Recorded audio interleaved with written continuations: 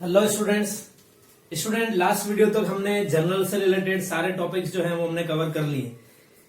कौन कौन से ट्रांजेक्शन से रिलेटेड जर्नल एंट्रीज होती है, किस तरह से होती है, किसका कैसे ट्रीटमेंट हमारे को करना है। इसके साथ साथ जो लास्ट 2 वीडियोस मैंने अपलोड किए थे, उन अपलोड वीडियोस में मैंने बता दिया था आपको जीएसटी क्या है, किस टाइप के होते हैं जीएसटी, और जीएसटी का अकाउंटिंग ट्रीटमेंट जो है वो किस तरह से होता है। प्लस मैंने आपसे ये भी कह दिया था जीएसटी से रिलेटेड कुछ क्वेश्चंस मैं आपको और शेयर कर दूंगा, तो उससे रिलेटेड क्वेश्चंस आपको करने हैं और आपकी बुक के अंदर जो भी जीएसटी के क्वेश्चन दे रखे हैं वो आपको करने हैं। ठीक है स्टूडेंट, तो जीएसटी के साथ में ही हमारा जनरल एंट्री वाला जो टॉपिक है पूरा, वो जनरल एंट्रीज वाला टॉपिक जो हमारा वो पूरा कंप्लीट हो जाता है। तो स्टूडेंट जनरल एंट्रीज का टॉपिक कंप्लीट होने के बाद में अब जो हमारा नेक्स्ट चैप्टर आने वाला है वो है चैप्टर नंबर हमारा 9।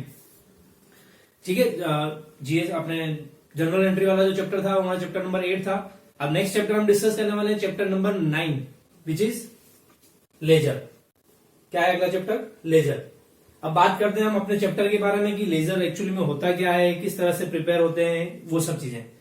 तो स्टूडेंट देखिए, हम फर्स्ट चैप्टर के अंदर जब हमने अकाउंटिंग प्रोसेस पढ़ा था, तो अकाउंटिंग प्रोसेस के अंदर क्या था, स्टार्टिंग कहां से होती है अकाउंटिंग प्रोसेस की? From the identification of transaction. तो फर्स्ट स्टेप जो है वो अकाउंटिंग प्रोसेस का वो है आइडेंटिफिकेशन ऑफ ट्रांजेक्शन।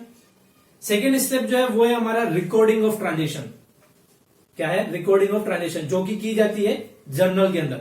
यानी ट्रांजेक्शन को फर्स्ट टाइम जिस बुक के अंदर रिकॉर्ड किया जाता है वो होती है जर्नल, और वो हमने अभी जस्ट पढ़ा है कि जर्नल के अंदर किस तरह से ट्रांजेक्शन को रिकॉर्ड किया जाता है। तो वो हमारा सेकेंड स्टेप था अकाउंटिंग प्रोसेस का। अकाउंटिंग प्रोसेस का थर्ड स्टेप जो है वो है हमारा क्लासिफिकेशन। कौन सा है?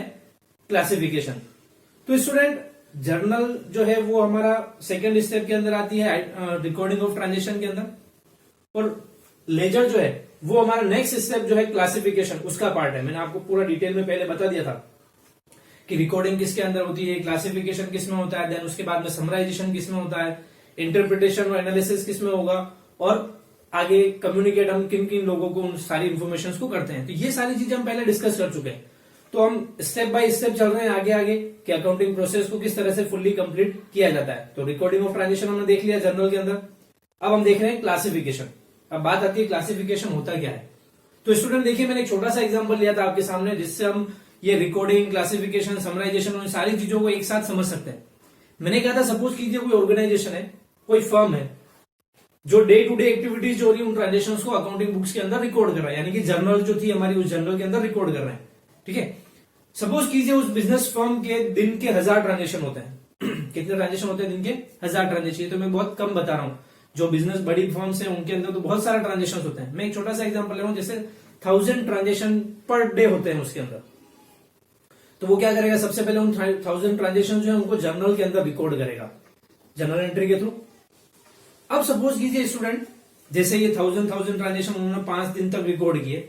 एक कस्टमर है, उसमें से पर्सन का नेम कुछ भी ले लीजिए, जैसे राम ले लेते हैं हम। कस्टमर का नेम है राम। राम ने जैसे आज परचेज किया, फिर वो 1-2 दिन बाद उसने कुछ पेमेंट भी किया, फिर और कुछ परचेज किया, फिर और कुछ पेमेंट किया। जैसे 5 दिन के ट्रांजेक्शन राम के हैं। अब सपोज कीजिए 5 दिन के बाद में राम आकर के आपसे पूछता है कि मेरा कितना अमाउंट ड्यू चल रहा है, या मैं कितना अमाउंट आपसे मांगता हूं, या कितना मेरा जमा है, क्या है वो मुझे हिसाब बता दीजिए। तो अब आप क्या करेंगे? मैंने कहा है 1000 ट्रांजेक्शन दिन के होते हैं। तो अब ये तो पॉसिबल नहीं है ना, हम 1000 ट्रांजेक्शन के अंदर राम को ढूंढने बैठेंगे। और मैंने कहा 5 दिन बाद में आया वो, तो 5 दिन के अंदर तो 5000 ट्रांजेक्शन हो गए। तो क्या 5000 ट्रांजेक्शन के अंदर राम को ढूंढने बैठेंगे? क्या राम ने कब परचेज किया था मेरे से, कब इसने इतने रुपए दिए थे, फिर उसको लिखेंगे इतना परचेज किया था, इतने रुपए उसने दिए थे, अब इतने रुपए लेने बाकी। तो ये सारे काम में आपको घंटे 2 घंटे लग जाएंगे, मेरे ख्याल से तो और ज्यादा लगेंगे। तो क्या राम पागल थोड़ी क्या घंटे 1 घंटे 2 घंटे तक वहां आपकी शॉप पे बैठा रहेगा? नहीं भाई साहब, हिसाब देख रहे हैं, हिसाब देख करके मुझे बताएंगे कितना पेमेंट मेरा बाकी है, फिर मैं उनको पेमेंट दूंगा, फिर मैं घर जाऊंगा। तो बेटा ऐसा कोई बंदा फ्री नहीं बैठा हुआ है कि वो आपके लिए इतना वेट करेगा, वो हिसाब कैलकुलेट करेंगे, देन मुझे बताएंगे, देन उसके बाद में मैं उसका पेमेंट करूंगा। तो अब क्या प्रॉब्लम हो जाती है कि इतना टाइम इन सारी चीजों में लगने वाला है। तो उसका सोल्यूशन क्या है कि जर्नल के बाद में हम जितने भी ट्रांजेक्शन हैं उन ट्रांजेक्शन्स को उनके नेचर के अकॉर्डिंग या सिमिलरिटीज के अकॉर्डिंग उन ट्रांजेक्शन्स को अलग से हम क्लासिफाई कर दें। क्या कर दें? क्लासिफाई कर दें, जो कि हमारा क्लासिफिकेशन जो है टॉपिक हमारा उसके अंदर होता है। पहले क्या था? रिकॉर्डिंग। तो तो रिकॉर्डिंग में हमने किसमें की थी, जर्नल के अंदर। तो इसमें सारे ट्रांजेक्शन को डिटेल में लिखा जाता है। तो अब उन ट्रांजेक्शन को हम क्या करेंगे, क्लासीफाई कर देंगे। और आपको पता है क्लासिफिकेशन किसके अंदर होता है, लेजर के अंदर, जो कि हम आज पढ़ने वाले हैं। तो अब क्लासिफिकेशन में होगा क्या, जैसा मैंने कहा कि जर्नल के अंदर जितने ट्रांजेक्शंस रिकॉर्ड हुए उन ट्रांजेक्शंस को उनके नेचर के अकॉर्डिंग या उनकी सिमिलरिटीज के अकॉर्डिंग पर्टिकुलर हेड के अंदर में लिख दिया जाता है। जैसे सपोज कीजिए जर्नल के अंदर बहुत सारे ट्रांजेक्शन है, जैसे हमने परचेज किया गुड्स, तो परचेज के जितने भी ट्रांजेक्शन है उनको सबको एक जगह लिख दिया जाएगा परचेज अकाउंट हेडिंग के अंदर। सेल्स के जितने भी ट्रांजेक्शन होंगे उनको सेल्स अकाउंट के अंदर हेडिंग में लिख दिया जाएगा। इसके अंदर जितना भी वेजेस का पेमेंट किया होगा सपोज, तो वो सारे वेजेस अकाउंट की हेडिंग में अंदर लिख देंगे। सैलरी का पेमेंट किया होगा तो सैलरी अकाउंट की हेडिंग में आ जाएगा वो सब चीजें। तो इस तरह से स्टूडेंट, जैसे अगर किसी पर्सन का नेम भी है, जैसे राम का अकाउंट अपन बात कर रहे हैं अभी, तो राम का अकाउंट अलग बन जाएगा, जिसके अंदर राम से रिलेटेड जितने भी ट्रांजेक्शन है उनको पर डे ट्रांसफर कर दिया जाता है इन लेजर्स के अंदर, यानी कि इन अकाउंट्स के अंदर ट्रांसफर कर दिया जाता है। तो अब लेजर के अंदर क्या होता है कि इस तरह से वेरियस अकाउंट जो है वो प्रिपेयर कर लिए जाते हैं, और उन अकाउंट्स के अंदर उन अकाउंट से रिलेटेड जितने भी ट्रांजेक्शन है उन सारे ट्रांजेक्शन को रिकॉर्ड कर लिया जाता है। जैसे अब राम का अकाउंट बनेगा तो राम के अकाउंट के अंदर राम से रिलेटेड जितने भी ट्रांजेक्शन हुए थे वो सारे ट्रांजेक्शन ट्रांसफर कर दिए जाते हैं। जैसे हमने 1 अप्रैल को राम से गुड्स परचेज किया था तो उसकी एंट्री यहां पर लिख देंगे। फिर उसमें से कुछ पेमेंट राम ने हमें कर दिया था 10 अप्रैल को, तो 10 अप्रैल को वो पेमेंट जो हमें रिसीव हुआ वो भी इसके अंदर लिख देंगे। फिर और कुछ राम ने परचेज किया वो भी लिख देंगे। परचेज किया हुआ गुड्स राम ने रिटर्न किया वो भी इसके अंदर लिख देंगे। तो यानी कहने का मतलब ये है कि राम के अकाउंट के अंदर राम से रिलेटेड सारे ट्रांजेक्शन जो उनको ट्रांसफर कर दिया जाएगा फ्रॉम जर्नल। ठीक है, वैसे ही वेजेस, सैलरी, इस तरह के जितने भी अकाउंट्स होंगे उन सब अकाउंट्स के अंदर जर्नल से सारी चीजें ट्रांसफर कर दी जाएंगी। तो हमारा वर्क क्या हो जाएगा, इजी हो जाएगा थोड़ा। क्योंकि अब जैसा मैंने कहा ना, 5 दिन के बाद में अगर राम आता है आपके पास में और पूछता है कितना अमाउंट ड्यू है, तो आप 5000 ट्रांजेक्शन सर्च करने बैठेंगे कि हाँ इसमें राम नहीं है, इसमें राम नहीं है, इसमें राम नहीं है, ये वो सब ट्रांजेक्शन ढूंढते रहेंगे आप बैठे बैठे, कितना टाइम लगेगा। लेकिन आपने क्या कर दिया, सभी के अकाउंट्स अलग अलग प्रिपेयर कर लिए, तो उससे वर्क इजी हो गया। आपको पता है भाई राम ढूंढने, राम आया है उसका हिसाब देखना, तो आप क्या करें, डायरेक्ट राम का अकाउंट ढूंढेंगे कि राम का अकाउंट कहां पर है। वो देखा, फट से देखा कि हाँ इतने रुपए बाकी है राम जी आपके, लाओ पैसे लाओ, वो पैसे ले लिए। तो हम क्या करेंगे, इसको अलग से अकाउंट बना लेंगे। तो मेरे ख्याल से अब आपको समझ में आ गया होगा कि क्लासिफिकेशन क्या होता है।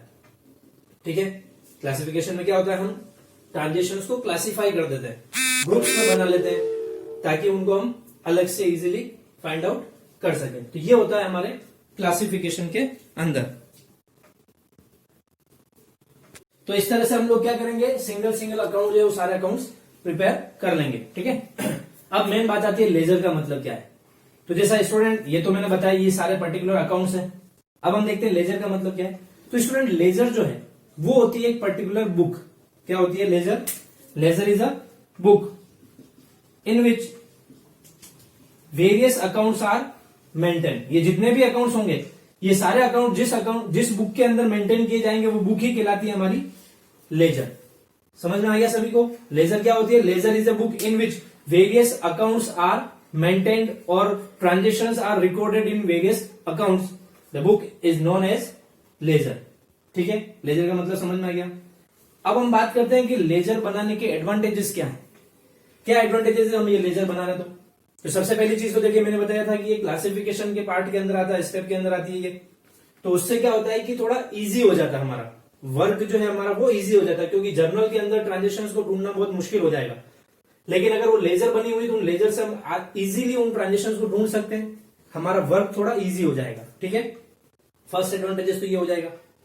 दूसरा, लेजर के बिहाफ पर ही या लेजर के बेस पर ही आगे के अकाउंट जो है, चाहे वो ट्रायल बैलेंस हो चाहे वो फाइनल अकाउंट्स हो, वो फाइनल अकाउंट और ट्रायल बैलेंस जो है वो लेजर के बेस पर ही प्रिपेयर होते हैं।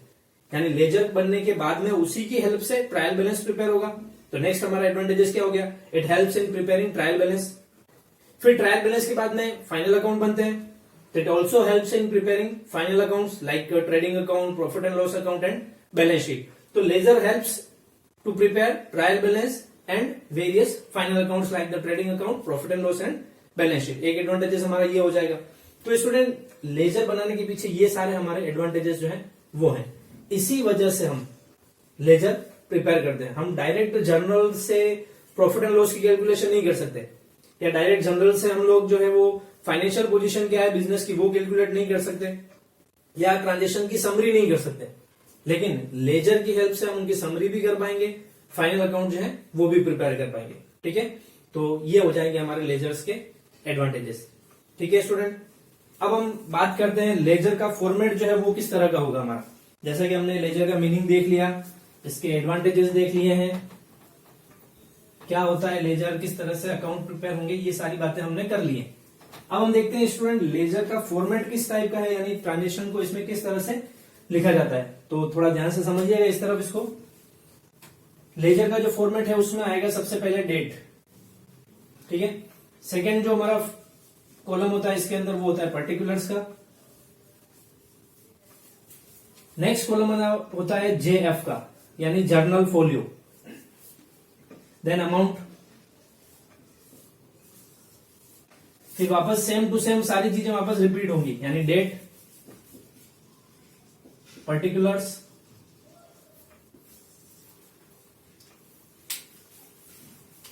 JF and amount.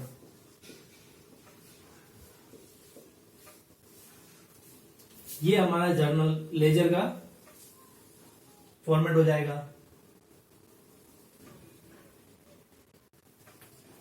ठीक है, कंप्लीटेड है।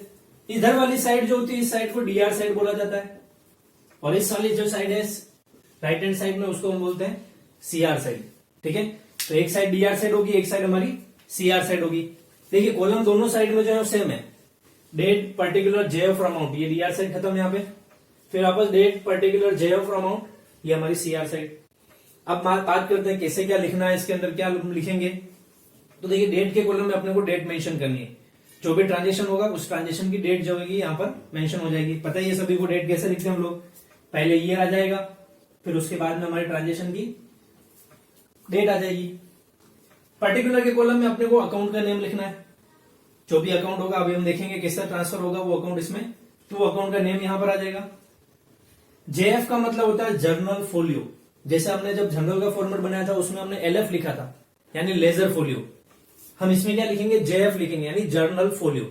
यानी जर्नल के जो पेज नंबर होंगे, यानी जिस पेज नंबर पर जर्नल की बुक के अंदर वो ट्रांजेक्शन लिखा हुआ है वो पेज नंबर यहां पर मेंशन होता है।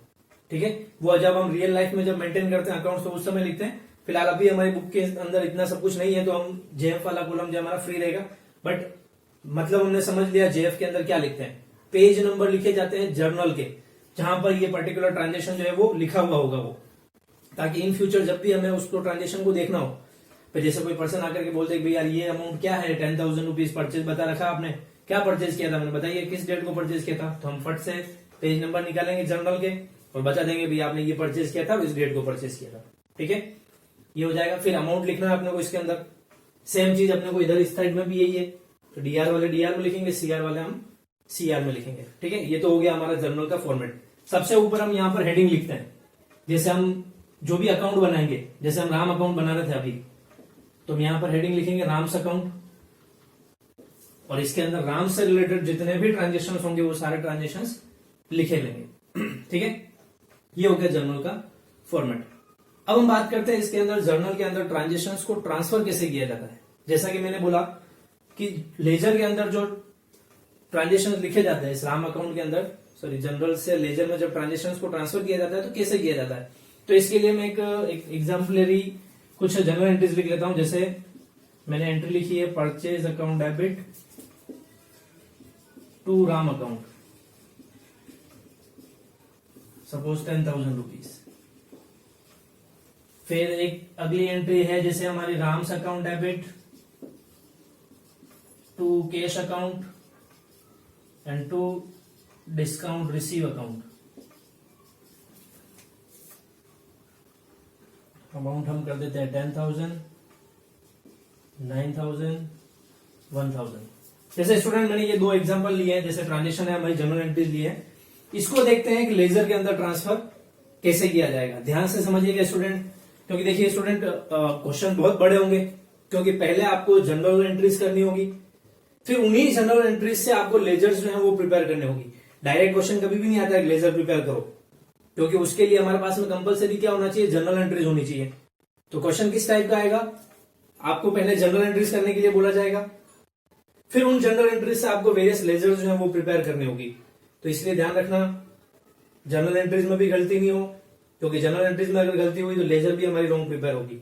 ठीक है, फिर बात आती है जनरल लेजर की, कि लेजर में किस तरह से ट्रांजेक्शन को लिखते हैं। अब समझना आपको क्या करना है, स्टार्टिंग से, यानी फर्स्ट जनरल एंट्री जो आपने की उस फर्स्ट जनरल एंट्री से स्टार्ट करना है लेजर प्रिपेयर करना।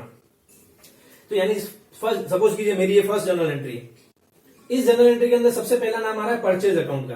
किसका आ रहा है, परचेज अकाउंट का। तो मैं कौन सा अकाउंट बनाऊंगा, सबसे पहले परचेज अकाउंट बनूंगा। तो अभी जैसे मैं यहां नाम की जगह पर कौन सा अकाउंट बना लेता हूं, परचेज अकाउंट बनाऊंगा।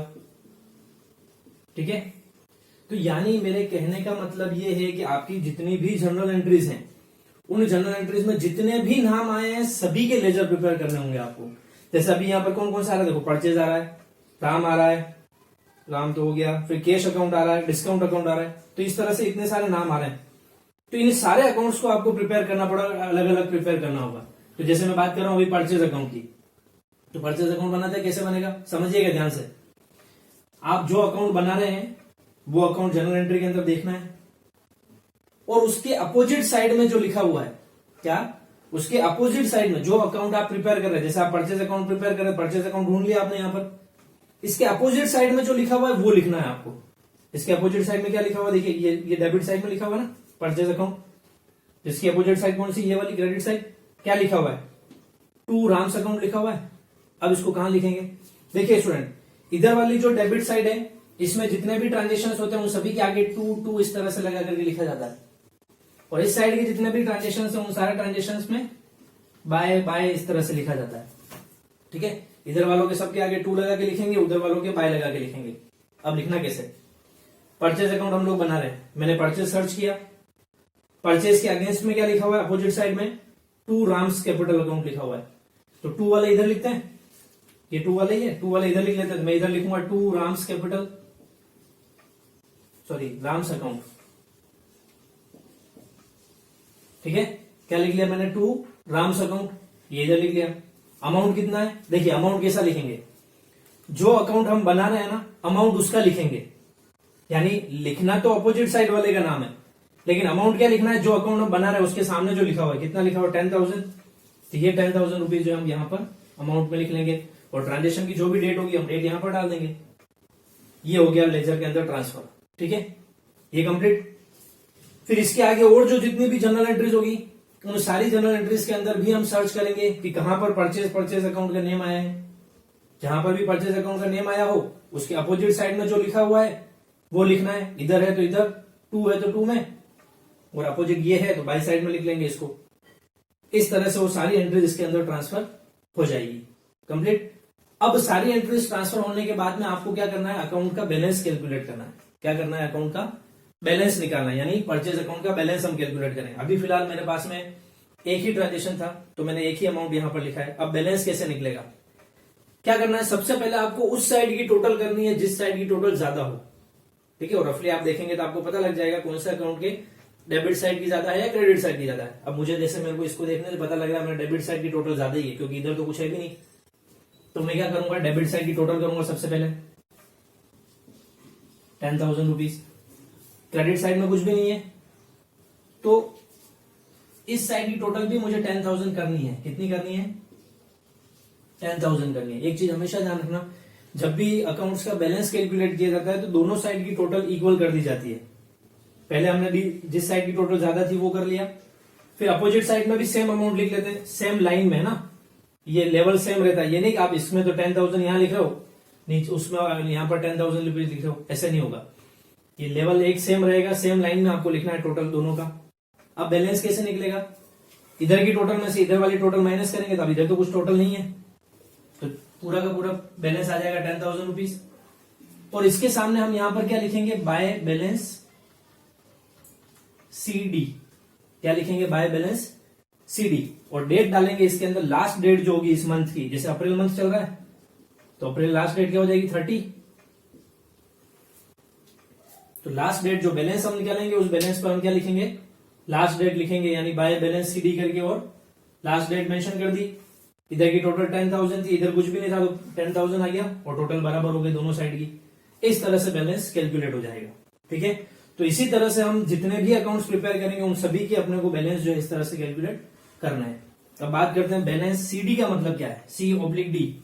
सीडी का मतलब होता है कैरिड डाउन, यानी आगे लाया गया, कैरिड डाउन, सॉरी आगे ले जाया गया, तो ये हो जाएगा सीडी का मतलब। यानी क्लोजिंग बैलेंस जो भी होता है उसके आगे सीडी लिखा जाता है, और जब ये बैलेंस ओपनिंग बैलेंस बन जाता है, यानी नेक्स्ट ईयर में जब जाएंगे तो ये बैलेंस होगा ओपनिंग बैलेंस बन जाएगा, तो उसके आगे लिखा जाएगा बीडी। क्या लिखेंगे, बीडी, ब्राउट डाउन, आगे लाया गया, और सीडी का मतलब आगे ले जाया गया। ठीक है, तो ये सीडी और बीडी का मतलब होता है, यानी क्लोजिंग के साथ में सीडी, ओपनिंग के साथ में बीडी लिखा जाता है। ये हमारा फर्स्ट अकाउंट जो है परचेज अकाउंट प्रिपेयर हो गया। अब देखिए परचेज तो हो गया, दूसरे नंबर पर कौन आ रहा है, राम अकाउंट आ रहा है। तो अब अगला अकाउंट जो हम बनाएंगे वो हम बनाएंगे राम्स अकाउंट। यहां से थोड़ा साफ कर लेते हैं। नेक्स्ट अकाउंट हमारा बनेगा राम्स अकाउंट। ठीक है, फॉर्मेट आपको कंटिन्यू आगे करना है ऐसे ही, और उसमें लिखते जाना है। अब देखिए राम अकाउंट बना रहे हैं, तो इसके अपोजिट में क्या लिखा हुआ है, परचेज अकाउंट। ये 2 में है तो ये क्या होगा, बाय, तो इस तरफ लिख लेंगे इसको बाय, क्या लिखेंगे, परचेज अकाउंट। तो बाय परचेज अकाउंट लिख लिया, और पैसे किसके लिखेंगे, जो राम के कॉलम के सामने लिखे हुए वो, यानी 10,000। ये 10,000 रुपीज हमने लिख लिए। डेट डाल देंगे इसमें, जो भी डेट होगी, जैसे हमारी अप्रैल 1 डेट है इसकी, वो हमने डेट डाल दी। ये कंप्लीट हो गई एंट्री। इसके अंदर देखिए राम अकाउंट आया कहीं पर, ये आया, देखो आया राम का नाम। इसके अपोजिट में क्या लिखा हुआ, देखो 2 अकाउंट लिखे हुए हैं, 2 अकाउंट है इसके अपोजिट में, राम डीआर है, इनके अपोजिट सीआर साइड में 2 अकाउंट है, ये दोनों लिखने हैं अपने को। क्या करना है, दोनों लिखने हैं। देखो 2 है दोनों, तो 2 साइड में लिखेंगे इस तरफ, जो भी डेट होगी हमारी ट्रांजेक्शन की, जैसे सपोज कीजिए अप्रैल 2 डेट है हमारी, तो 2 कैश अकाउंट और 2 डिस्काउंट रिसीव अकाउंट, ये दोनों लिख लिए हमने। अब जैसा कि मैंने बोला पहले कि आप जो अकाउंट बना रहे हैं उसके अपोजिट में जो है वो लिखने हैं, और पैसे जो इस अकाउंट के सामने लिखे हैं वो लिखने हैं, ऐसा बोला था। लेकिन अब प्रॉब्लम क्या हो रही है कि ये अकाउंट तो हम बना रहे हैं, लेकिन इसके अपोजिट में 2 नाम लिखे हुए हैं, 2 अकाउंट के नेम आ रहे हैं, और जैसा मैं कह रहा हूं भाई पैसे इसी के लिखने हैं राम के, तो प्रॉब्लम है, क्योंकि यहां पर तो एक ही अमाउंट है और यहां पर 2 अमाउंट अलग अलग है। तो उस केस में आपको क्या करना है, जब कोई आप अकाउंट बना रहे हैं और उसके अपोजिट साइड में एक से ज्यादा अकाउंट आ रहे हैं, तो आप वो सभी लिखेंगे, और पैसे उनके सामने जो लिखे हुए हैं वही लिखेंगे। क्या करेंगे, पैसे इनके जो सामने लिखे हुए हैं यही पैसे हम लिखेंगे। तो कितने कितने, देखो कैश के सामने कितना लिखा है, 9,000, ये 9,000 लिख लेंगे। डिस्काउंट के सामने 1,000 है, ये 1,000 लिख लेंगे। इससे फर्क कुछ नहीं पड़ने वाला। देखिए अगर आप ये अमाउंट लिखते राम के सामने जो लिखा हुआ 10,000, तो भी 10,000 ही, और ये टोटल इनकी भी, और ये भी 10,000 ही, क्योंकि हम जानते हैं जनरल एंट्री के अंदर डीआर और सीआर साइड की टोटल क्या होती है, सेम होती है। जितना सीआर में अमाउंट होगा उतना का उतना डीआर में भी होगा।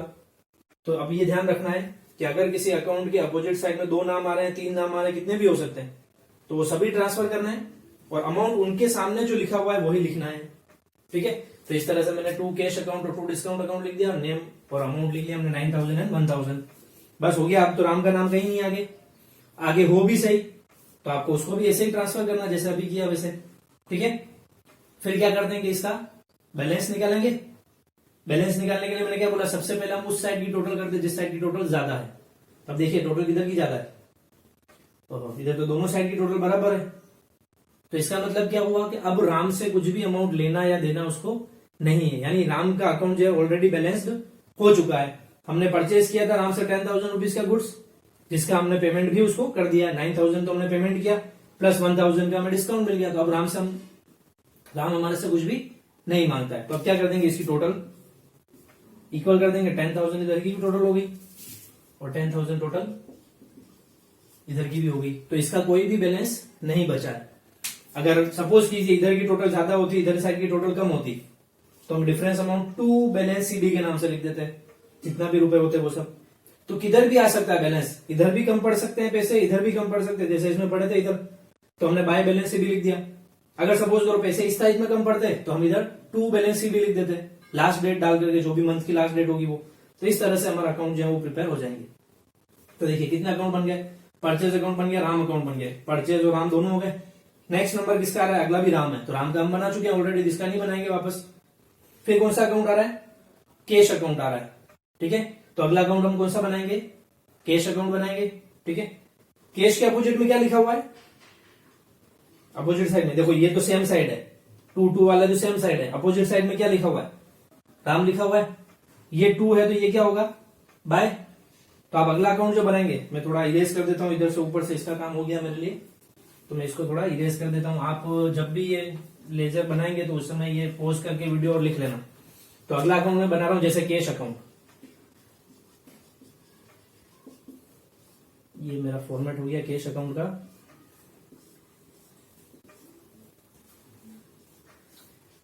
क्या लिखूंगा मैं? अपोजिट साइड में क्या लिखा हुआ है? राम लिखा हुआ, इस तरफ लिखूंगा बाय राम, यानी बाय राम्स अकाउंट। मैंने बोला था अपोजिट वाला नाम लिखना है और पैसे उसी के लिखना है।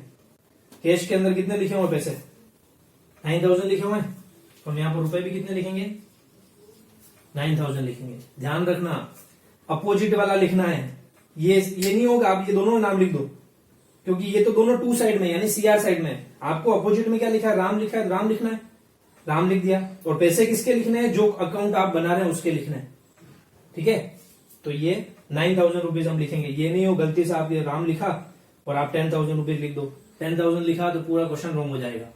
तो ये चीज ध्यान रखनी है, जो अकाउंट बना रहे हैं उसी का नाम लिखना है। लेकिन जब अपोजिट साइड में 2 नाम आ जाते हैं तो उन दोनों के पैसे लिखने हैं, क्योंकि उनकी टोटलिंग भी इसके बराबर ही होती है, जैसा हमने यहां पर समझ लिया। क्लियर? बस, और कहीं कैश का नाम तो नहीं। अब आगे की एंट्रीज में होगा तो आपको ट्रांसफर करना है इस तरह से ही। जितने भी कैश आए हो जनरल एंट्रीज के अंदर सारे कैश ट्रांसफर करने हैं, फिर टोटलिंग करनी है। अब देखिए इसकी टोटलिंग कर लेते हैं। इधर की टोटल हो रही है इसकी 9000 रुपीज, इधर कुछ भी नहीं है तो इधर लास्ट डेट डाल देंगे, इधर अप्रैल 30। यहां पर क्या लिखेंगे? To balance CD. क्या लिखेंगे? To balance CD. कितना लिखेंगे? 9000 और टोटल इक्वल कर देंगे 9000। समझ में आया सभी को? तो स्टूडेंट इस तरह से हमारे को लेजर जो है यानी कि अकाउंट जो है वो प्रिपेयर करने हैं। अब जितनी जनरल एंट्रीज होंगी, जितने नेम्स उसके अंदर आए होंगे, उन सभी के अकाउंट बनाने हैं हमारे को। तो देखिए अब कितना बड़ा क्वेश्चन होगा। पहले आपको जनरल एंट्रीज पास करनी पड़ेगी, फिर उसके बाद में ये सारी लेजर्स बनानी होंगी। तो इतना सारा वर्क है ना स्टूडेंट? तो मैंने क्या अभी थोड़े एग्जांपल ले, क्योंकि अपना वीडियो बहुत लॉन्ग हो जाएगा अगर मैं बहुत सारे एग्जांपल लेकर के करूंगा तो इसलिए ये मैंने आपको समझा दिया कि इस तरह से हमारे को अकाउंट के अंदर ट्रांजेक्शन्स को ट्रांसफर करना है और इस तरह से हमारे को लेजर जो है वो प्रिपेयर करनी है। आई थिंक समझ में आ गया होगा आप सभी को। अब मैं ज्यादा क्वेश्चंस इसके नहीं करवा पाऊंगा आपको, मैं 1 या 2 क्वेश्चन जो है इस टॉपिक से रिलेटेड लेजर वाले, क्योंकि आप देख लीजिए अब ये केवल मैंने 2 जनरल एंट्री लिखी थी जिसमें मेरा पूरा बोर्ड जो है फुल हो चुका है। फॉर्मेट भी बड़ा है, ऐसा नहीं कि मैं एक ही बोर्ड पे 2 बार पोर्शन करके उसको बना दूं। तो इसलिए मैं 1-2 क्वेश्चन सोल्व करा दूंगा, इसके बाकी के रिमेनिंग क्वेश्चन जो आपको सोल्व करने हैं एग्जाम के अंदर अगर बड़ा क्वेश्चन बनता है इस पर तो ये होगा, पहले आपको एक क्वेश्चन दिया जाएगा जिसमें जनरल एंट्रीज पास करने के लिए बोला होगा, फिर उसी जनरल एंट्री से लेजर पास करने के लिए बोला होगा जो कि क्वेश्चन नंबर 2 होगा। तो इस टाइप का क्वेश्चन बन सकता है, लेकिन ज्यादा बड़ा क्वेश्चन जो है वो नहीं बनेगा, क्योंकि बहुत टाइम कंज्यूमिंग है बहुत ईजी है। आपको जरूर क्वेश्चन करना है, क्योंकि जितने आप क्वेश्चन की प्रैक्टिस करोगे उतनी डिफरेंट टाइप की एंट्रीज आएंगी और किस तरह से उनको ट्रांसफर करना है इसके अंदर वो चीज होगी। तो आप जितने हो सके उतने ज्यादा क्वेश्चंस कीजिए, स्टार्ट कर दीजिए इस टॉपिक को। मैं अब नेक्स्ट वीडियो जो लेकर के आऊंगा वो एक क्वेश्चन करेंगे हम जिसमें जनरल भी बनाएंगे और लेजर भी बनाएंगे। ठीक है, चलिए इसको नोट कर लीजिए एक बार। Thank you.